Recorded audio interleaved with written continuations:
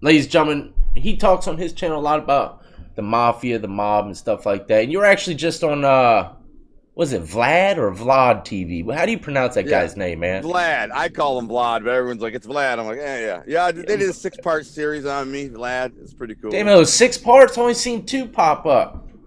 Yeah, it's algorithms. But Yeah. yeah, did that. It's kind of giving a background of who I am, where I come from, what I do, and it's my story. I understand. On my channel, I talk a lot about I share some crazy stories. In fact, like to give you an idea of what kind of stories that I share on my channel, a couple of days ago, I woke up, I had a dream, and it reminded me of the story that I completely forgotten, and it's a pretty serious story. So I mean, I'm like, holy crap, I got to tell that story on my channel. So I went and recorded really quick before I'd forget, and it's about this dude. He's a mob guy named Gino, pretty high level dude. He was the driver of a made capo for like 10 years and got made, and started hanging around our after hours club that me and my cousin had opened, and we are making a bunch of money. He kind of liked us. And he comes in, he's like, I want to put my pool table in here. I'm like, why do you put your pool table in an after hours club? Because it's $1. It's 4 quarters, dude. I'm like, man, it's some kind of a waste of time, all the energy to put it in the basement. You know how hard it is to move a freaking pool table? But he was like adamant about it. I'm like, here, forget that. Put a couple poker games in here. So he did that. Then one day he says, listen, I got this dope dealer, man. We're going to rob this dope dealer. And it's kind of what I did. I was kind of and my MO was, I sold weed and steroids, but robbing drug dealers was kind of something that I had found a passion in.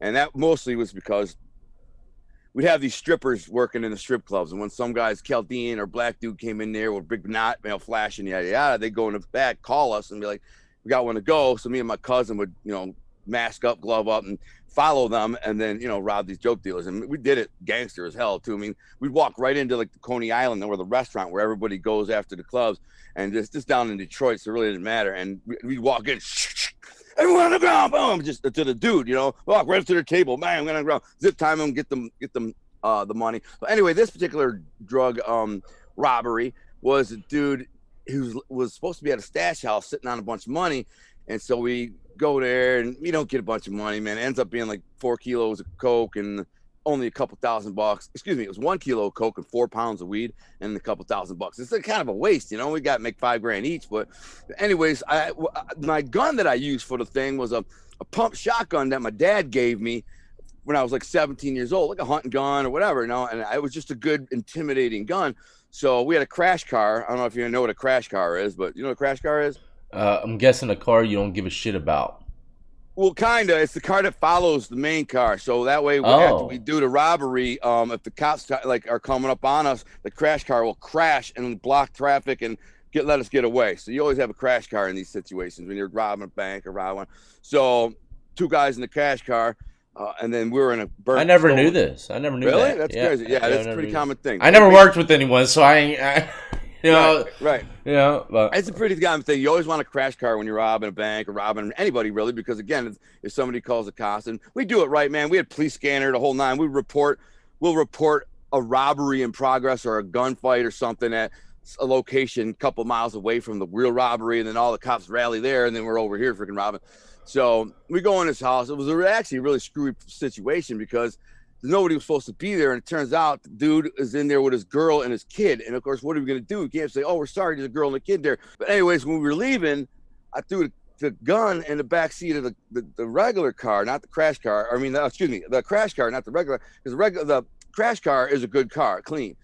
So I throw the shotgun in the back seat of that, and then he goes, we all split up, and we go back to the club to be seen, so everybody sees us, so nobody can tie it. But we were clean, we didn't get busted, nobody saw us. Anyways, I call him a couple days later. I'm like, yo, because he sent my money to somebody to give me, and I got it. It was like $5,000. I'm like, eh. And then I'm like, I need that shotgun though, and I sent word back, and he don't send it back. He's not coming around like he normally is. What the frick is this guy's problem, man? He'll, so I leave him a message on his phone. I'm like, hey man, listen, I need my shotgun. I'm gonna leave 2 or 3 messages. So the guy gets, I don't know, he gets irate, and he sends somebody to tell me, or he tells a guy, this freaking gunner calling my house or calling my phone, leaving messages about a gun and blah, blah, blah. He's like, I might have to hurt something or might have to do something to him is what he said. And that gets back to me. Well, I hate to stop you, man. Is this guy that was driving the crash car, is that the driver that was made?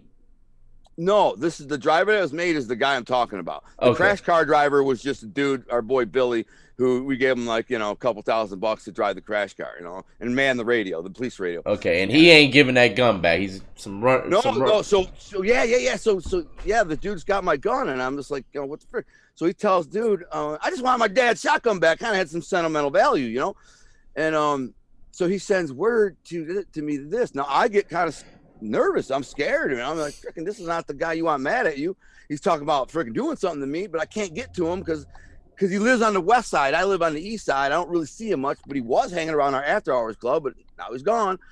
And anyway, so after he tells us, I'm telling my friend, this Albanian kid named Alex, and he's a big muscle bound dude, what he said. And then freaking next thing you know, we see in the news, I'm not going to say the location. We see in the news there was a freaking murder in front of a gas station, and so they say the name, and we're like, damn, though, somebody freaking whacked G, Gino, the maid dude, somebody killed him. And then I see freaking The driver. Alex Not the crash car driver, but not the crash car driver, but the main guy who I did this. The driver for the other maid guys. Yeah, exactly. So, but he became a maid guy too. I think. Yeah. I never found out. Yeah. But it was me, him, a dude named Andamo, who went in the house. Billy stayed outside in the crash car. So I tell these guys, man, this guy's freaking gonna kill me over this, man. I don't know. I'm asking around. I reach out to my boss and say, what's the deal with this dude? He's like, I ain't heard nothing. Anyways, a couple of days later, we see on the news somebody killed him. And then my boy was walking in the club a couple of days later. He says, whispers to me, he's like, yo, I handled that freaking for you. I'm like, handled what? He's like, that took care of it. I'm like, what the fuck are you talking about, man? Oh shit. He's like, if that gets back to anybody, I'm dead. We're all dead.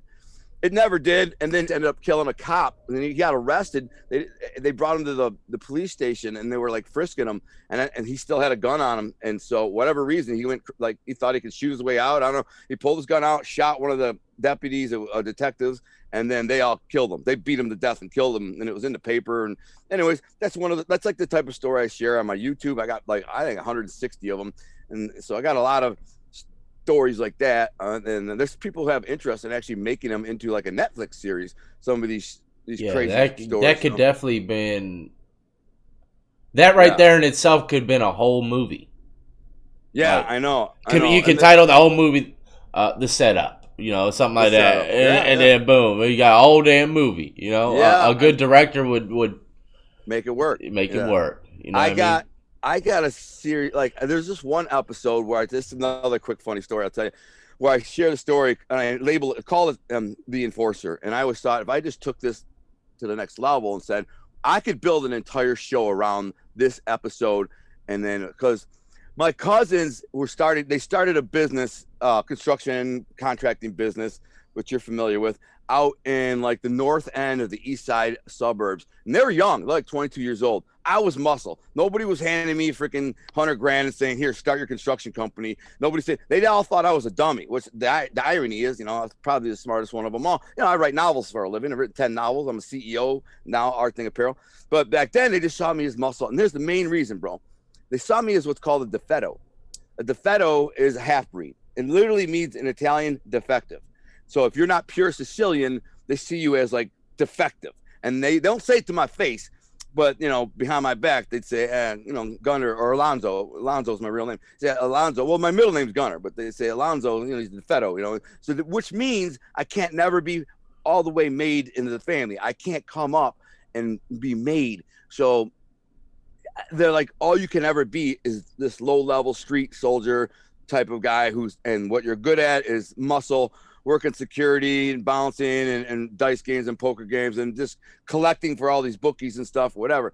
So my cousins start this business and they call me and they they have a meeting and they're like, man, these downriver cats. Now the crews in the Detroit Mafia are separated from downriver, east side, west side, whatever. And we don't really know what downriver's doing or the west side's doing. It's just only I knew what my guys I was around was doing. And that was a very kind of tight, very tight crew. You never shared enough business with anyone ever outside of the family. So there might be 5 or 6 guys that know your business and that's it. And so they're like, we got this construction jobs that we're getting. We got, next thing you know, he got a contract. Anthony was his name, Tony. to do like build some houses in the subdivision. And he went to the contractor, said, I can handle more houses. And he was young, and the contractor's like, these are like $800,000 houses. And he got a contract for like 5 of them, but the subdivision they were building was going to have like 30 of them. And he's like, yo, I can handle more houses. And the contractor was like, I mean, I don't know. You just got this new company. And he even got his dad and uncles who were like big mob guys to go to him and say, we're backing him. So if he needs more money for equipment and whatever, we'll float him. And so they're like, he's like, I'll think about it. Then a week or two later, these downriver guys are up in the subdivision building these houses. And we know him, so they're like, yo, what the hell? It's like, yeah, the guy came to me and gave me the contract. And so they screwed my cousins and went to these John River guys. She said, listen, I want to freaking scare these mother effers. So they invite them up to this club to have a talk, so we can all have a talk. Now, I, at the time, Josh, am a freaking lunatic. I'm like, yeah. I'm really out there bad, really out there. And I've kind of got this chip on my shoulder because all these guys see me as a DeFeto. I'm like this half-breed, thug life kind of freaking punk. So I'm like, they tell me that they're going to be there, and we go to this club called Wild Woodies. It's right in my neighborhood. I know everybody there, and I know everybody because I'm always in there. And I knew when I'd see these guys they'd be guys I don't recognize. So I come walking in there one night. Now Anthony and my other cousin Anthony, and then some other of these guys, Carlos Bomarito. These are all like young mob kids, but high level ones. They're like the sons and nephews of like the bosses. So they're all there. And I come walking in, and this is how I was dressed. I was wearing a t-shirt, tight white t-shirt on with a hat backwards, khaki shorts, and I come walking in, and I see these freaking guys, and these girls are trying to talk to me, and I'm with one of my boys, and I'm watching. I'm like, I know that's the dudes, that's the downriver dudes. I can tell. And they got this big, tall, like just big guy, not super buff or nothing, just a big like 6'5" dude, and he's with a couple of these other dudes, and I don't know, man. I flip out, bro, because he's looking at me. They're staring at me, and I say, I mumble, what the F is this mother effer looking at? And my boy Ricky says, what's up, El? Who's looking at you? And I'm like, this mother here. Look at this freaking guy. He's freaking, he's eyeballing me, man. He's Marquetting me. That's what they call in Michigan prisons. When they Marquetting, that's a level 5 where you're staring out the slot. I'm like, this mother effer, look at. So I freaking pull out a knife, and I usually don't do this. I've never pulled a knife out on somebody. I did get in a knife fight before. I don't remember if it was before or after this. But I had this big freaking like knife, and I've snapped it out, and I'd run up. This is a crowded nightclub. But first I run up and like, what you looking at, mother effer? And I grab him by the throat. This big dude, right? And his boy sucker punches me, so I let go of the big dude, and I freaking wham, wham, hit this dude. My boys break it up, and I run at the big dude again, pull out the knife, and I freaking like tackle him because he's running through this crowded club. He falls, and he's down. I said, motherfucker, I'll cut your fucking head up. I said, you know where you're at? You out of place, motherfucker. You out of place. And I freaking, guys go, what did it do? Better. Anyway, my cousins are all watching it, and they're just like, damn, this freaking gunner ain't no joke, man. He don't play. Like, they were trying to rattle this crew, and the whole point of it was to say, hey, listen, this is our territory. You come up here scabbing contracts, taking food out of our mouth, you're going to get met with some resistance. Well, what I didn't know is they had already talked in the club like an hour before I got there and come to an agreement where they're like, yeah, listen, we won't do this no more, man. Our bad. We don't want to step on any toes. We know you guys are, this year. So now I didn't know this though, because I just walked in. So, I mean, they're like, yeah, we already talked to this freaking guy, and everything's good. You come in here, freaking put a knife to their boy's throat. This is one of the homeboys. But I told myself this would be a great like show. Call it The Enforcer, about a kind of a rogue renegade mob enforcer who's got a chip on his shoulder, and then you kind of, and it's really like a live wire. And if you look back at a lot of my episodes on my show, like I tell these stories, and there's so many of them. I'm like, geez, I got 100 episodes of a Netflix series, really. But it shouldn't be called The Enforcer. It should be called what those guys called you. DeFeto? Yeah, better. See, you're a smart freaking guy. That'd be a good title for the movie, if you were to ask me. DeFeto. While I'm on record, I would like to also quickly congratulate you on your success, and also compliment you on the quality of your content and how hard you work and what you do. This is a big compliment. Thank you. I'm telling you, I want you to know something, man. I want you to know something, dude. I know you can't look at me in the eye, but what I'm telling you is this. I don't watch any YouTube shows. None. Zero. Nada. Not one. Never have. Nothing. I don't have time. I don't even own a TV. And so I don't watch TV. I don't watch Netflix. I don't even have Netflix. I don't do nothing. I'm just either working. If I'm not working, I'm reading or something because I enjoy reading. So your show is the single only show that I ever watched, and it comes on. I try to watch as much as I can, but you know how it is. I start watching, and 5 minutes in, I get a ding and a ping and cat text or an email, and I got to go. And I try to get back to it, but at the end of the day, your show, and the reason I watch, you always got good guests and content and stuff, but you're funny, man. And I put people up. I just sent somebody to your channel, and I'm like, why? I'm like, just watch this freaking channel, man. My boy just got out of prison, man. Just got out of prison. He was the head Mexican in the Michigan prison. He just got out, and I just put him up on your channel last night. Oh, and I'm gonna have my mom. Yeah, you have something called HASTA in Michigan, Hispanic Americans for Striving to Achieve, I think it's called. And he was the head Mexican in the prison. He was like one of my best friends. So I was like, so that's like kind of like an organization. Yeah, it's an organization behind. It's not. It sounds like kind of like a non-profit almost or something. Yeah. Well, I'm guessing it's not so much a non-profit, right? Like anything else, like the Muslims or whatever. Okay. It's just it's a way to organize in mass in prison. You know what I'm saying? That's so they can get together and not have the freaking, the cops saying, "Hey, you're a gang." You know what I'm saying? So that's what they do. Well, look, Gunner, man, I appreciate the compliment, man. It means a lot to me. I don't hear it too much. You would think I would, but I don't hear it too much. That's crazy. But I appreciate it, man. It does mean a lot to me. And I thank you for coming on here. This is what, second or third part? This would be the second time I'm on, yeah. Okay, second time. I can't remember if I cut it into a couple episodes or not. But I think you did. Okay, okay. Well, this one's going to be a full one, ladies and gentlemen. And as you can see, he's got some wild ass stories, and he ain't even talked about prison yet, and I was locked in, so if y'all want to check out any of his content, hey, tell them where you can find you. What's all your stuff? We're gonna get into prison here in 1 second. We're gonna jump in there, but let's go ahead and talk about your channel really quick. Where can they find you? My channel's called Gunner Detroit. It's just Gunner Detroit. If you Google me, if you Google Gunner Lindblom, it all comes up. But the best thing you do is my channel is Gunner Detroit. And by the way, I have a couple cool like co-hosts that come on regularly, like once a week. One of them is Scott Bernstein, who's the true crime author. He's like the biggest big shot true crime writer in the world. So he's super cool, incredibly intelligent. We're doing like a 15-part series on just the Detroit Mafia right now. So I drop one a week, like a 1 part where it's just about the Detroit Mafia. We're doing the Detroit mob murder timeline at the moment, and it's crazy.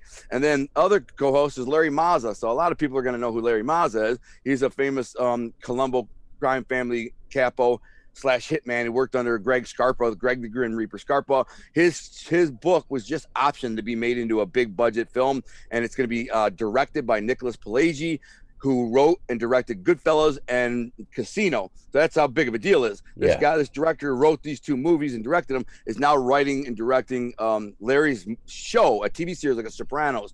And so Larry's one of my closest friends, and he comes on once a week. In fact, I just dropped a video with him today. Super funny and cool. So, I mean, they're not all going to be me telling these crazy war stories, but it's going to be maybe Larry telling a war story. Yeah. We talk some politics. We talk about hot topics. We talk whatever when he's on. So there's that. And so my books are called To Be a King, volume 1 and 2. They're very popular. They have perfect 5-star reviews, both volumes. A lot of them, people are calling them the next Godfather. I mean, God willing, they're the next Godfather, but everybody's saying that in the reviews. I'm like, geez, if that's the case, I'm good, but it'll happen at some point. Yeah, right. If it turns out to be something like that, you coming on about 3 or 4 times a week, my friend. It's gonna happen. So. Well, look, let me ask you something that's a very controversial topic out there. When it comes to the mafia and the mob, a lot of people feel as though it shouldn't be talked about at all. And, same for me when it comes to prison. A lot of people feel as though it's taboo. Taboo, exactly. What do you have to say to individuals like that, man? Would you, when it comes to like you speaking on the kind of content and all that stuff? Okay, so I never cooperated. I didn't rat. That's why I got 13 to 50 years.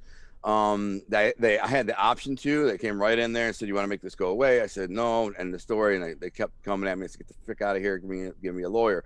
I didn't actually think I was going to get this much time, but what I'm saying is, there are a lot of most of the publicly speaking mob associates or people are rats. All right, I am not one, and there are a lot of them, but I'm not one of them. The people that I talk about in my like I tell stories about me from 25, 30 years ago. They're only my stories regarding me from 25 or 30 years ago, way past the statute of limitations. all the crimes I spoke about, I've either been convicted of or past statute of limitations. I don't name anybody that's alive, and if I do, which I do, I change their name. Somebody, these crimes that I'm talking about, I change the locations of them and change the names of them. It's like an investigator couldn't try to pin me down to something. But as far as the cooperators go, I'm gonna be honest. I'm being honest. Yeah, that's all we need. I don't judge them, man. I don't believe in what they did. There's a part of me that will never accept what they did or like what they did. But I also understand why they did it. I had a chance to work with Sammy the Bull, and I really in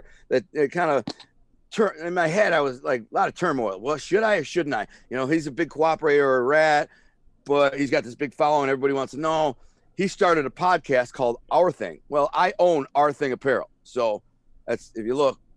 So, shit, I didn't know that. He cranked up a podcast called that? Yeah, called Our Thing. And so I mean, what can you say to him, man? Well, I don't. That's the thing. I don't own the. I'm not scared of Sammy Bull. I just play, man. He's got a lot of bodies though.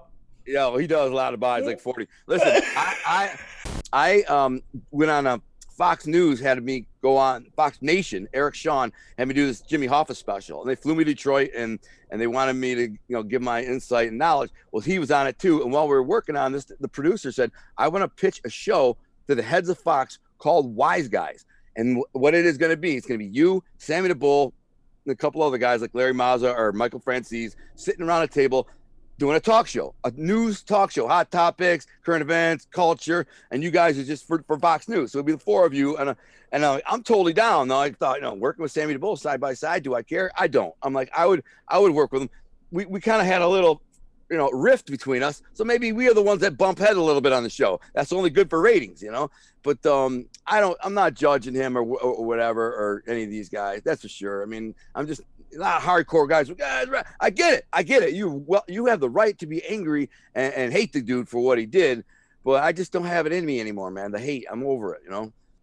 I mean, it is a hard thing to touchy subject. It is because I mean that's Sammy the Bull, man. His story's as long as Chattanooga train smoke. You know what I mean? Yeah. So, I mean, it would be interesting. Look, even though the dude's whatever or has worked with whoever or government or whatever, I don't know nothing about the guy, to tell you the truth. I just know what people say. I've heard plenty. But I know that dude would have some very entertaining stories. It's hard for me. Dude. You know what I mean? So it's like, I don't know. I mean, he's pretty much legendary, man. That guy's a fucking legend, bro. His stories are insane, bro. His stories. Well, and I hate to stop you, but look, let's put it like this. I mean, all the movies for the most part. Let's say, what is it? Goodfellas. Okay, the main character everybody loves in that movie turns out to be a rat. Every character for the most part in these movies. Yeah. They love them. They will watch the movie hundreds and hundreds of times. They've seen it. They know it like the back of their hand. But they know. Still. But yeah, But so it just goes to show you, some people just want to be entertained, and just to hear stories would be good enough for me, man. I like to hear straight from the horse's mouth. And like I said, that dude's pretty much legendary, man. He's a legend. He's a legend, dude. Not much people can say they chopped it up and asked personal questions to Sammy the Bull. Sammy the Bull, right? Exactly. Well, look. Somehow we ended up talking a lot more about the streets in prison than I thought we were going to be doing on this episode. Maybe we could come back for a part 3 and talk about prison on the next one, because 13 years is a lot of damn time. Yeah. I got some crazy stories. Yeah, well, that's what I want to ask you really quick before we leave, man. I want to hear if you got one memorable story from the pen that will never leave your mind. You ask someone to say, hey, man, tell me a crazy story about the pen, and instantly, what would be the first one that came up to your head? I'm going to tell you the craziest story I got. Not a crazy story I got, but one I can always kind of look at my bit chronological and how to start. When I was in county jail, I got thrown in the hole for this little punk ass kid, little black kid. Not little, he was kind of stocky, whatever. When I was at church, he stole something out of my box. I came in, there was 2 pies missing out of my box. I could see it was moving. In jail, church in jail. Yeah, exactly. And I was fighting my cases, man. I was at church. I had 17 capital crimes. My bond was 5.72 million. Extortion, bank robbery, armed robbery, weapons violation, on and on and on. There's 17 of them. And every day they take me out of the unit, take me to court, and I, get a new bond, another $1 million bond, and they'd see it on TV, and I'd come back to the unit, and they're like, hey, another $1 million, so on TV. Well, what happened was this kid stole my 2 pies. I was at church. I came back. I was freaking out, man. I just felt so disrespected that my bunkie said, I don't know who did it. I said, I walked into the day room. There's one like old TV there in day rooms. You only have one TV, and it's hard to get a TV in. I walked up, stood on the freaking table, and went, kicked the TV off the thing. There's about, I think there's 38 guys in these what called pods. So it's like a pod, and then there's like another pod, and then there's the east and west side. But like 38 guys, and they're all half-assed for watching TV or hanging out or whatever. So I'm like, break the TV, stand on the thing, put my box down. I said, one of you bitches freaking stole my pies. I dare you to come take it like a man. And they all get silent. I said, yeah, that's what I thought, you bitch ass mother. I bought your soul, mother. I said, you punk, going myself when I'm at church. You're going to steal my pie. Take it like a man. Here it is. My whole box. Come get it. And I'm spazzing out. TV's busted. I'm sitting on the table. Yeah, I thought so, you punk bitches. Oh, you bitches, a bunch of, there was a bunch of dudes on writs from prison too. They were in there, these freaking dudes, and they're all, they're kind of big, and they're all talking hard because they're in prison, and they're just kind of sitting there, ain't saying shit. I'm like, that's what I thought. So, anyways, the tower cops see me standing at a table, animated, and they're like, D-wing locked down. I remember it was D-wing, D unit locked down. So we locked down. Cops come to my cell. And like, what's your problem, Limlin? What's going on? I'm like, somebody stole from me, and they're like, well, just calm down. I'm like, yeah, okay. Then about 20 minutes later, they open the unit back up, and I first thing I do, I start look. I said, yeah, bitches, I'm gonna get one of you fools. I'm gonna find out who it was. I'm gonna get your ass. I see this little black kid. His name was Wheezy. I know this because he was at a prison with me years later. Uh-huh. He's got a razor. He got a razor in his hand, and he's sitting there, and his hand is shaking. He's shaking. He did it. I walked right up to him and said, hey, man, why are you so nervous, bro? What'd you do? He wasn't me, man. It wasn't me, my bunkie. It was my bunkie. Damn. So yeah, ran his bunkie right out. So his bunkie was this light-skinned black dude who was like always barking loud and talking tough. He was kind of stocky, had good genetics, And I seen him punk out. Like he punked out a couple little white boys, like little suburban kids, And I said it was him, but he didn't come out of the unit, out of his cell. Everybody else did. I walked straight up there to his cell, and everybody's watching. The whole unit's like, oh, here we go. Oh yeah, I would have been watching Front Street. Yeah, Front Street for real. So I know I love to get a fight in a cell in prison. Everybody crowds around to look in. I'm like, total Front Street. Yeah. So I walk in there. I'm like, I said, what's up, man? You take some out of my box, bro? He's like, nah, dog. And he's like, I didn't touch that. I'm saying, man, you sure you can take it out? I said, I'm going to go in your box and see if you got 2 pies. He goes, oh, man, now I feel disrespected. I feel like you disrespected me. I'm like, you feel disrespected? And then I just blow him out, hit him right in the eye. Perfect shot, knuckle to the orbital bone. Bang, knocks him right out. He's out, but a lot of blood. There was a lot of blood. It just splattered him, like cut him. And so I grab him by the ankle. He only weighed about 170 pounds. I grab him and drag him out of the cell onto the walk. And I said, anyone else want to steal from me? Anyone else? This is what happens. So anyway, so after that, they see the dude laying there, and they're like, D unit locked down. Then of course, this is what the cops do. They pass a kite under the door to see, if anybody saw something, right, anonymous, whatever. Yeah. I don't know if they did that in your jail, but they do it in this jail. So here's the thing: did you see anything? Did you see anything? So you'd think, there'd be some honor, and nobody would say nothing. I didn't see nothing. There was like 30 people said, oh, it was Limblue. Like 30, a stack of them. Limblue did it. Like freaking pussy. So they take me to the hole, and I get in the hole, and this is where it gets bad. I get in the hole, and there was this cop, man. I can't remember his freaking name. I remembered it the other day, but he was a douchebag cop, total douchebag, man, just an asshole. And I got into it with him. And I tell him to F off, and then he'd give me an insolence ticket. He'd crumble up an insolence ticket while he was doing a round while I was sleeping, like throw it through my bars. Every day he'd give me a new ticket. It got to the point where wakey, Limb Bloom. Yeah, making it rain with tickets. And so no canteen today, no TV today, no phone today. Yeah. Sorry, man, my mind goes all over the place when you're telling. No, that's all right. I know where it's going. We're in the same mind. So I tell this guy to F off every day. And by the way, when I was in the hole, I was the only guy in I got some crazy stories about the hole. I could go on and on, but I ended up doing 17 months in the hole because they actually classified me and they reclassified me as they call it a level 9. I don't know what that even means. It's just in the county jail lingo. It means you never leave the hole. If I was to go back to Macomb County Jail right now, they would put me in the hole and I'd stay there indefinitely. It means this person never leaves the hole. It's indefinite. So whatever. And I just got used to it in the hole. I was reading, did a lot of reading. That's how I started to write my novels in my mind.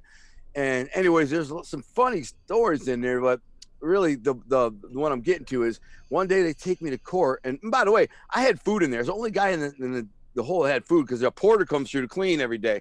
And I would get his number and have my girl put $25 in his account every week. And he'd keep $5 and bring me $20 every week, man. Every day I had a pack of peanuts, I had a pie, everything I wanted for a day for 7 days. So they're all these guys are jealous. They're like, oh man, I used to make this one guy named Psycho. They call him Psycho because he was on all these psychotropic meds. He would do the craziest stuff for food and entertain us because you get your hour out to walk. Then you get your hour out to walk back and forth. It's jail. It's like bars, but it's just concrete walls, but bars in front of you. So it's a 5-man little cell pod thing with a walk in front, and then there's like a cage there, and then there's the catwalk for the cops. Dude, that sounds just like some places I've been in, exactly to the T. Yeah. So they cops do the rounds on the other side of the bars, and then you get an hour out to walk around there. There's this dude, Psycho, man. He was always super hungry. I'm not sure why he was so hungry all the time, but he's like those meds. Yeah, exactly. Sometimes he'd get mad as hell. He'd be sleeping, then they say, Glimley, you want to pass food? They give us the food through the slot, right? I look over Psycho, he's out, he's sleeping, he don't need it. And I forget, I'd eat his food. I'd eat his tray. Oh, shit. He'd be mad. What a dick, I know, man. But he'd sleep for like 10 hours. So one time, you're going to die here. He don't need it. He don't need it. He don't need it. You know, messing with him. So this dude, Psycho, I said, dude, I will give you a pie if you, I think I said, I'll give you a ramen noodle if you do 350 squats standing in front of me while I shoot you in the face with spit wads. I'm not making this up. So he's like, all right, because he wanted the noodle so bad. Yeah, 350 squats is a lot of squats for a guy who don't work out. Yeah. He's going to be so sore. I know he's going to be dead the next day. So he starts doing them, and I got a pen with spit wads, and I'm shooting. Everybody else is dying. Everybody's watching. They're dying. There's like, and I'm like, and he's squatting, and I'm trying to hit him in the eyes. I'm shooting at his eye, and they're hitting him in the eye. So after like 100, he's like, I can't do it no more. He's shooting me in the eyes. I'm like, all right, here's a paper bag. I had a paper bag because we all got bag lunches. Because my God, he put it on his head. I said, cut holes in the eyes, put the paper bag on his head, and they sat there and just blasting him. Everybody's dying, laughing, dude, and freaking. Here I am just blowing. So he gets to like 300, man. And he's like, I can't do more squats. I'm like, dude, you have 50 more, man. Come on. We're laughing so hard. I want him to keep going. So, yeah. I'm trying to shoot him in the eye through the hole, and I did a few times. So eventually he couldn't do no more squats. I still gave him the noodle. But one of the funniest things was when I rode out to go on a writ, I came back and they put me in the next 5-man wing next door because there's a door that separates it. And I had owed him a pie. So, and there's this big black dude named Sammy, my boy Kevin Samuel. He was in there on the other side where I was before, and he knew what the play was. And Psycho's like, yo, you got that pie? I'm like, yeah, man, I got you. So I take a razor and I cut open a pie thing, right? Pull the pie out and I make a pie. It feels the same weight, everything exactly like a. Oh my God! I take toothpaste to glue it back together. So it feels like a pie, right? Now you got to get it to him. So when you get your hour out, you put your hand under the thing and sling it down the walk. The cops walk, slings it down. Then they take a blanket and fish it out. Take a blanket. Whoever's out grabs a blanket, goes through the food slot thing and pulls, throws the blanket over and pulls it back. So I'm like, you get it, because I can see the blanket trying to fish it out. Samuel, he's over there. He's like, I already know the play. He ain't saying nothing. He's like, oh, I know Al ain't freaking. He ain't sending this dude no pie, man. Dude. So I see him fish it. He fishes it. He gets it, and then you hear the paper ripping, and then all of a sudden oh, you mother effer. And I hear Samuel just dying. This fool thought he was getting a pie, man. He got a toilet paper roll. But Oh so my god, let dude. me let me finish what happens in It this gets whole. boring back there, ladies and gentlemen. It gets Oh boring. God! Like the one other funny memory I have. Oh, dude, I would terrorize my boys in there. They would be sleeping during my hour walk out. They'd be sleeping, and I would just get all this toilet paper and crap and just bomb their cells because the bars. I throw toilet paper and up on the ceiling everywhere. Man, I was just smashing it everywhere. The whole cell, man. I used like 10 rolls of toilet paper. This kid named Jesse Curtis, dude, the cop, he got in trouble because the cops, because all this paper was on the ceiling. It was like 12 feet high. He couldn't get it down. He's like, they're yelling at him, get that down. He's like, I can't. It's 12 feet up there. I trashed his cell, dude. It was funny. Just to be funny. One time, this one crazy weird dude who do rounds at night, he'd do the rounds as cops. And he like beam us all with a flashlight, man. Boom, beam you. And then rock to the next cell. Boom, beam you. So I said, man, next time this guy comes through like that, I'm gonna get naked, stand on my bunk, and turn my back to him. I'm gonna I have a bottle of lotion in my hand, and I'm just gonna stand there like this, and dude, with my bare ass face at him. And so everybody gets quiet. We can hear him coming. We can hear the keys jingling. Like, all right, here he comes. Shut up. It's like 1 a.m. You know, so everybody gets quiet, and he like beams the first like 2-3 cells. Then he comes to my cell, and he beams it, and I'm butt naked, facing backwards with lotion in my hand. He goes, what are you doing? I turn around. I said, what does it look like that doing, man? Get the F out of here, bro. Get that flashlight off me. And he freaking scampered off all embarrassed. That's the crap that I did, bro. No, it was funny.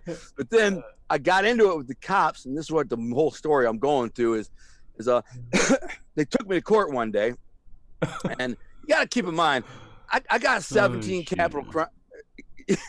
Yeah, I was out of my mind, bro. I had 17 capital crimes. I'm facing a million years in prison. I really don't give enough, you know. It's not like I'm normally like an asshole.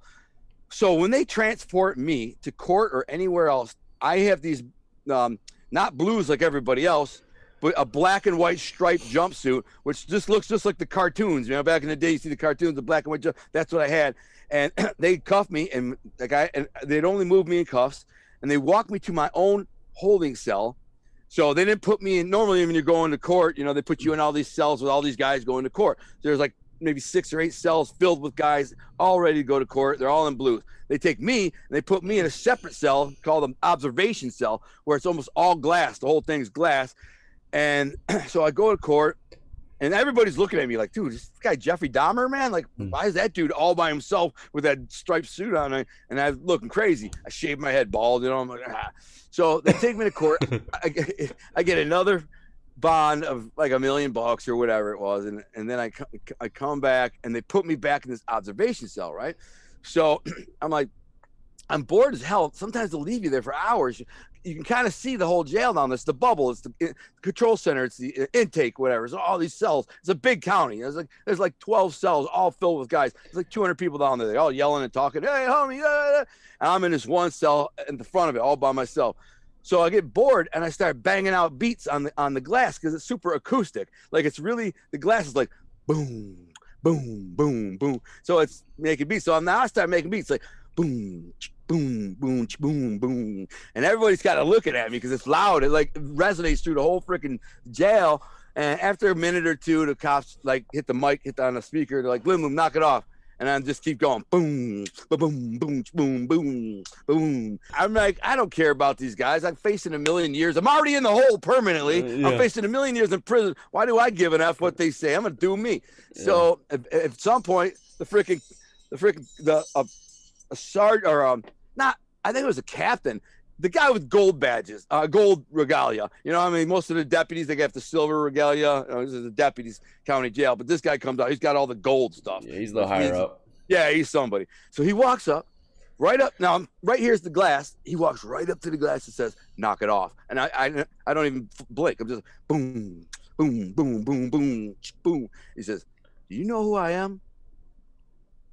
I said, man, I don't give a who you are, bro. Boom, boom, boom, boom. Oh, so, shit. He's like, he couldn't believe he said that. And so I think I said, you know who I am, which was nobody, but I was just saying, the person I am is somebody who doesn't give enough. That's what I was trying to say. Yeah. So he then walks away, keep doing it.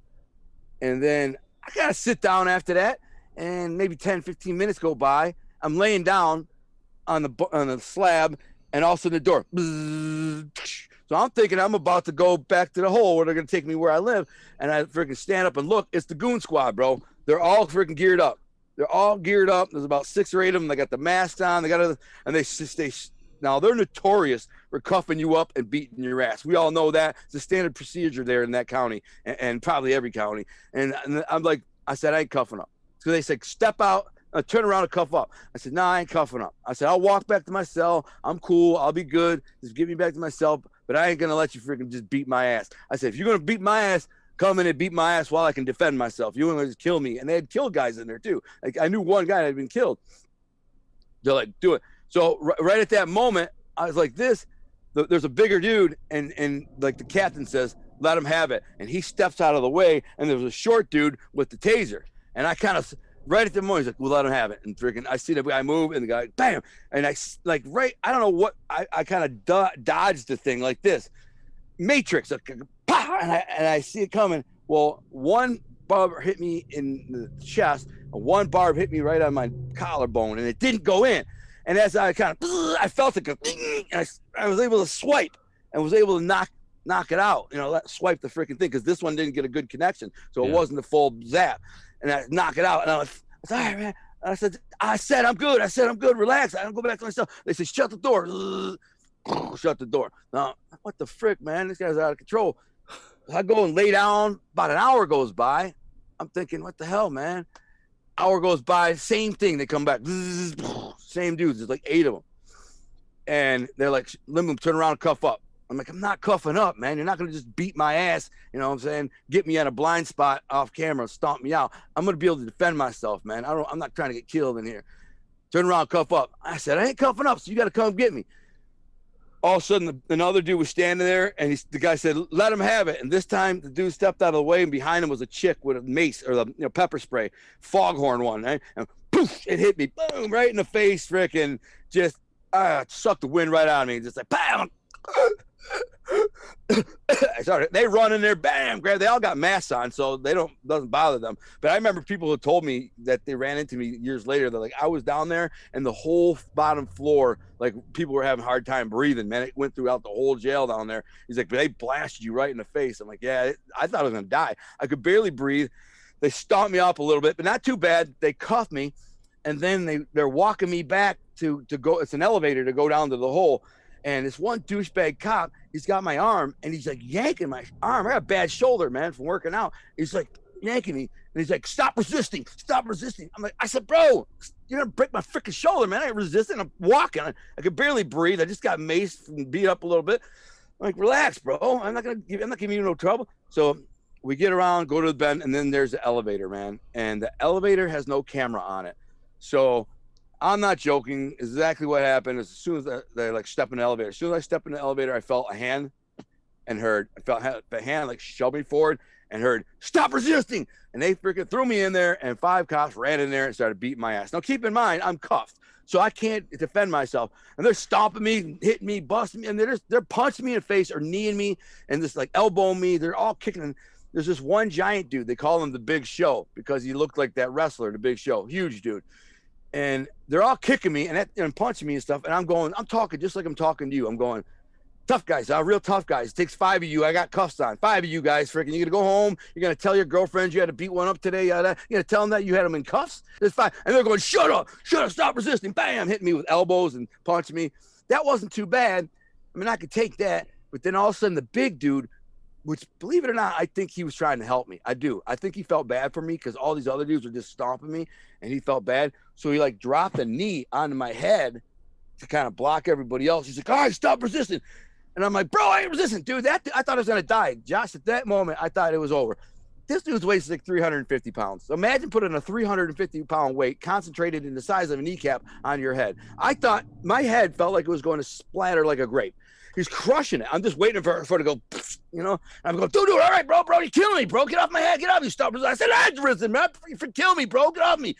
He's like, you good. I'm like, yeah, man, get off me. So he kind of eases back. That freaking guy was trying to kill me, man. His knee on my head, the floor was kind of that corrugated metal, that diamond corrugated metal. It split my head open. I had to go get stitches because the weight and crushed it.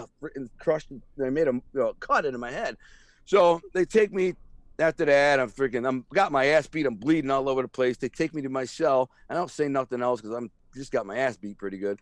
I'm not feeling like, mouthing off anymore. Not while I have cuffs on me. And then as soon as I get to the cell, they're like, back up to the food slot and uncuff.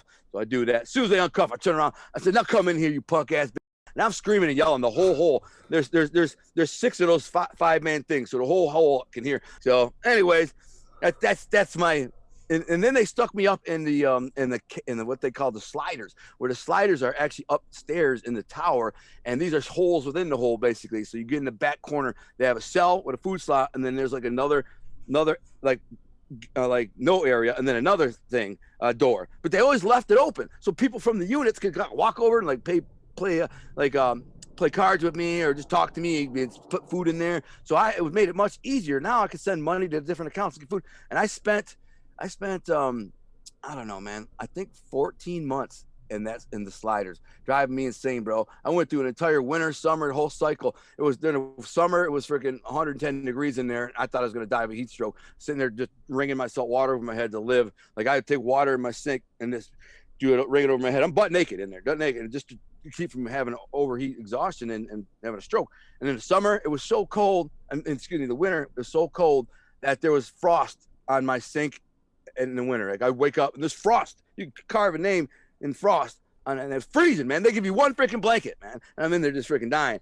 And one time I was working out with the bags, the workout bags, and I had a bag of water, and I was working out while I was at court or something. They went in there, found it, took all my pictures, which was the one thing that gave me hope. My girl sent me a bunch of pictures of my house, my cat, all the things that, gave me hope, man. Say, listen, don't give up. You still got life, man. You're still going to live, so that's something to do. So they took all my pictures, put them on my bed, poked a hole in my freaking bag, the water bag that I used for working out, and dumped it all over. And it was middle of winter. When I came back from court, I had to go freaking ice skating rink. Bunk. Yeah, sleep in a wet, freezing freaking bunk, ruin my pictures. I mean, just some of the foul crap that I had to go through, man. It's bad news, bro.